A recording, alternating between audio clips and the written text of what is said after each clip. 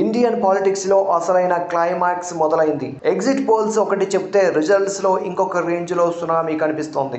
అయితే కొన్ని రాష్ట్రాల్లో కొన్ని సర్వేలు అంచనా వేసినట్టుగానే దాదాపు నిజమయ్యాయి. మరికొన్ని రాష్ట్రాల్లో ఫలితాలు భిన్నంగా వచ్చాయి. ముందుగా తమిళనాడు.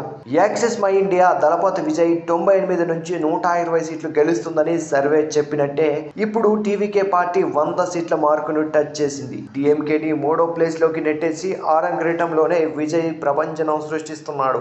ఇక బెంగాల్లో పీ మార్క్ సర్వే బీజేపీకి 150 నుంచి 175 సీట్లు అంచనా వేసినట్టే ఇప్పుడు ఆ పార్టీ బెంగాల్లో 160 సీట్లు దాటేసింది. మమతా దీదీ కోటాలో కమలం వికసిస్తోంది. అటు అస్సాంలో మ్యాట్రిజ్ సర్వే బీజేపీకి 85 నుంచి 95 సీట్లు అని చెప్పినట్లే హిమంత బిశ్వ శర్మ మళ్ళీ మ్యాజిక్ ఫిగర్ దాటేశారు. బీజేపీ దాదాపు క్లీన్ స్వీప్ దిశగా వెళ్తోంది. ఇక కేరళలో పినరాయి విజయన్ సర్కార్ కి ఎదురుగాలి తగిలింది. యాక్సెస్ మై ఇండియా యూడీఎఫ్ పార్టీకి 78 నుంచి 90 సీట్లు అంచనా వేసినట్టే యూడీఎఫ్ 99 సీట్లతో భారీ మెజారిటీ దిశగా దూసుకెళ్తోంది. సర్వేలు కొన్ని నిజమయ్యాయి, మరికొన్ని షాక్ ఇచ్చాయి. మరి ఈ రిజల్ట్స్ పై మీ అభిప్రాయం ఏంటి? విజయ్ సీఎం అవుతారా లేదా? కమెంట్ చేయండి.